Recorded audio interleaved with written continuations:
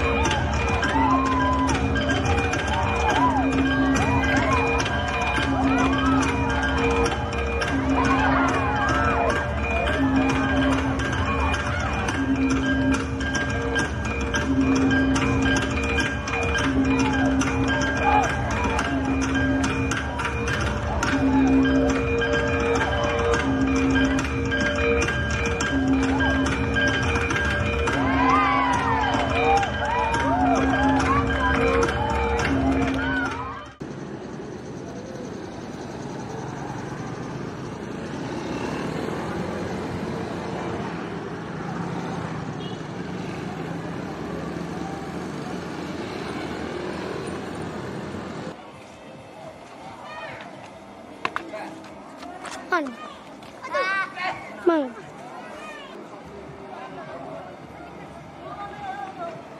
Kemana? Aduh.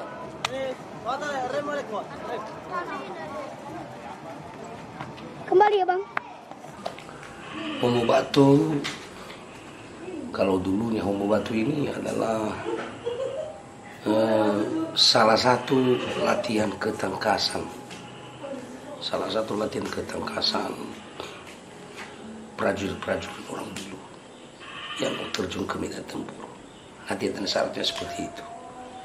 Artinya orang dulu itu merupakan kebanggaan sebetulnya kalau umpamanya mereka bisa sudah melewati itu. Kebanggaan bisa membela nama kampungnya di medan tempur gitu. Tapi sekarang sudah mulai berubah fungsinya, hanya mendukung program pariwisata, artinya pengembangan program pariwisata dalam hal penerimaan tamu dan lain-lain. Gitu. Kalau di kampung kita di Bawah Matalu itu, kita udah mulai latihan dari kecil gitu, dari SD, SMP ini. Bawah Matalu itu kecamatan Vanayama. Ada kelebihan dari kecamatan Vanayama ini karena memang sering dipertunjukkan gitu kepada tamu. Karena itu kan daerah tujuan wisata utama yang ada di Pulau Nias ini. Ya, jadi ya mereka melompat seperti latihan biasa aja gitu. Kalau Bawah Matalu mungkin Bapak udah pernah ke sana tiap hari. Kalau ada tamu minta ya mereka langsung main gitu.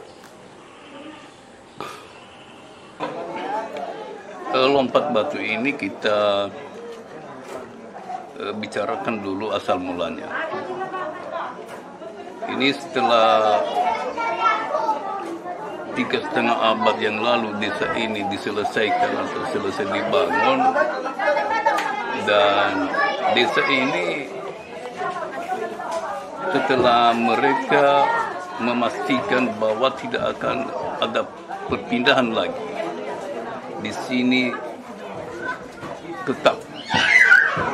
Jadi desa ini dipagari dengan bambu-bambu berduri. Itu maksudnya itu karena sering terjadi ada pertempuran antara desa lain dengan desa ini.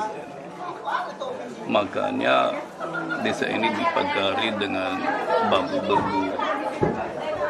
Dan untuk menjaga ini, pemuda-pemuda dilatih.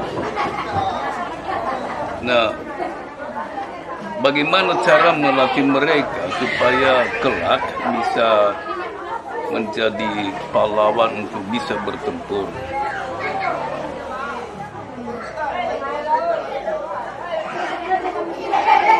Lompat batu ini didirikan sebagai uji coba atau sebagai latihan bagi pemuda-pemuda yang bisa dianggap atau diandalkan untuk bisa berperang.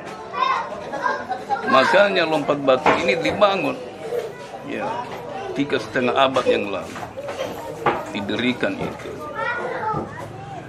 Jadi pemuda-pemuda yang melewati ini, kalau ia sudah bisa melompati ini, berarti sudah bisa diandalkan untuk bisa berperang. pemuda-pemuda yang bisa melewati lompat batu ini itu dihadiahkan atau disematkan kepadanya kalung leher yang terbuat daripada tempurung, dan itu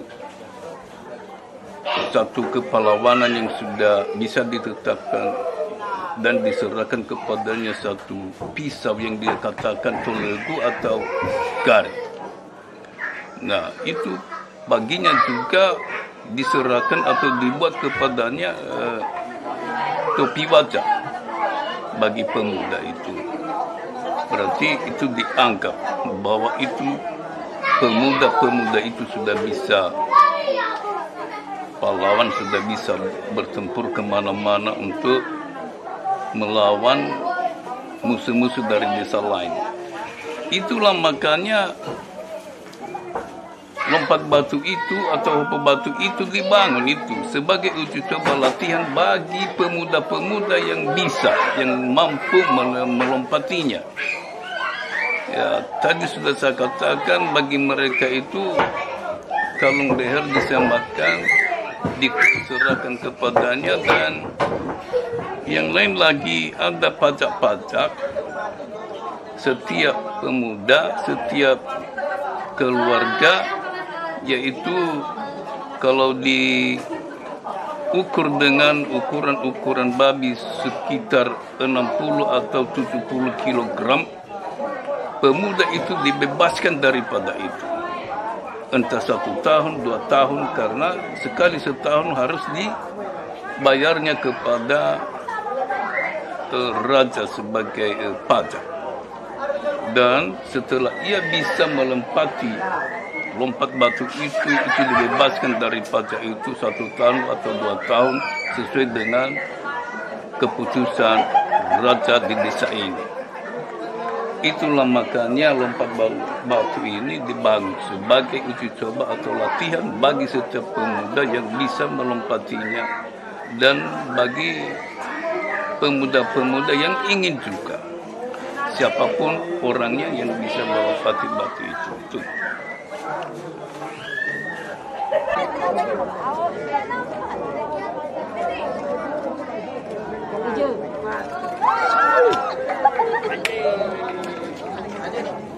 Siap. Oke. Rekam ya.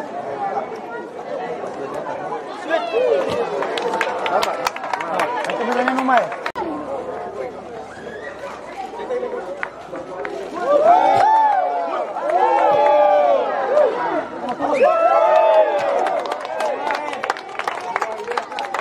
Aku belajar lompat batu dari kelas 1 SMP, Bang. Tapi kita belajarnya bukan langsung dari batu, Bang. Dari bambu dulu, Bang. Itu nggak ada yang ngajarin, Bang. Itu inisiatif sendiri aja, Bang. Karena lihat kawan-kawan banyak yang latihan kan, jadi timbul inisiatif untuk belajar juga, Bang. Kalau kita ngajarin sih ada sih, Bang. Soalnya kan kita lompat sini tinggal 4 orang, Bang. Oh, tinggal 4 orang. Takut kan? Habis kan? Sayang juga kalau nggak ada lagi nanti kan. Jadi ada ini kita ajarin juga, Bang. Tapi dia itu tadi, Bang, dari bambu dulu, Bang. Kalau tekniknya sih ya mulai dari belajar dulu lah, Bang, kan. Kita belajar dulu kan. Jadi kita bisa ngapa kondisikan dari apa kan. Kalau saya sih kalau mau lompat sih saya cuma 2 gendang saya, Bang. Tekanan sama ketinggian, Bang. Itu aja sih. Gerakannya tiap lompat beda, Bang. Kalau dia kaki kiri gayanya beda, kalau dia kaki kanan gayanya beda juga, Bang. Oke. Ya.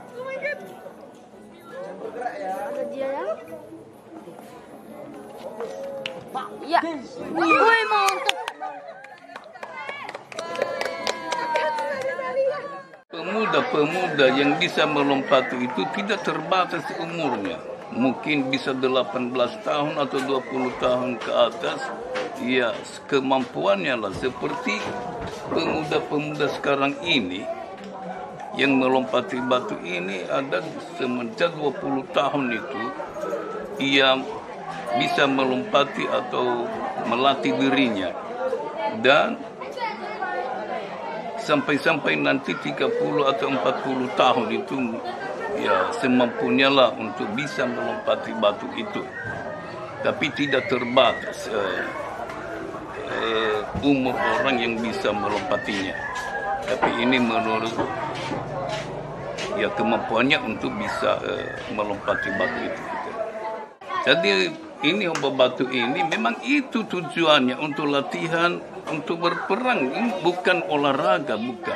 Memang mungkin olahraga juga, tetapi itu latihannya untuk melatih pemuda-pemuda supaya bisa berperang, karena setiap desa keliling ini sudah dipagari juga.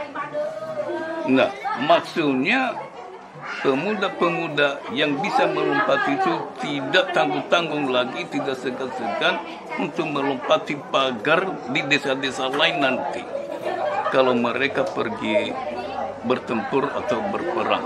Itu harapan kita ke depan.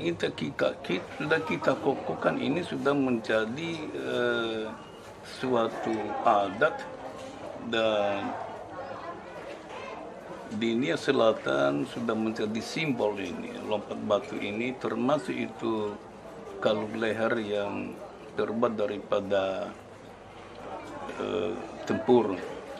Dan lompat batu ini ya kita menghendaki kelak supaya lebih maju lagi dan dikenal oleh seluruh mancanegara di dunia ini, dan menjadikan dia sebagai lambang kebesaran ke depan. Bagaimana ketangkasan pemuda-pemuda, jangan hanya di Nias ini atau khususnya di Bau Matalu, makan seluruh pemuda-pemuda Indonesia, bahkan mancanegara bisa melambangkan lompat batu itu sebagai suatu ketangkasan pemuda-pemuda.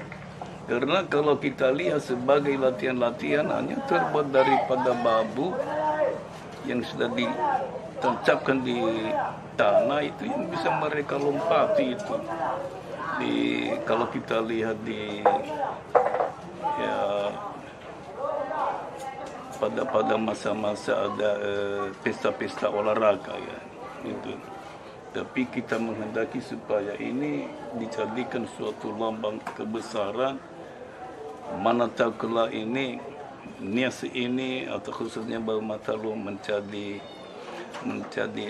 warisan dunia.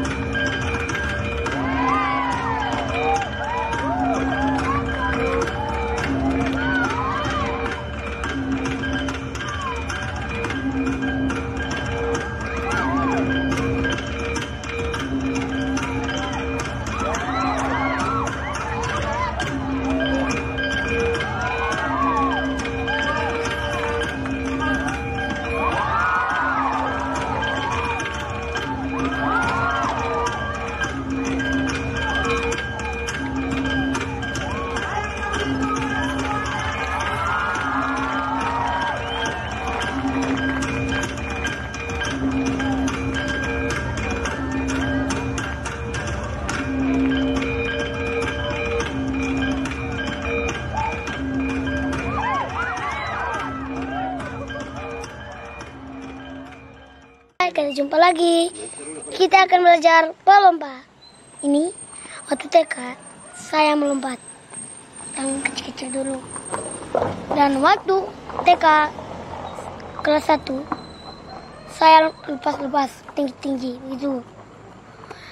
Dan setelah itu kalau waktu kelas 4, 3, 5 saya akan melompat yang paling tinggi untuk menjadi pelompat batu Nia Selatan yang bagus.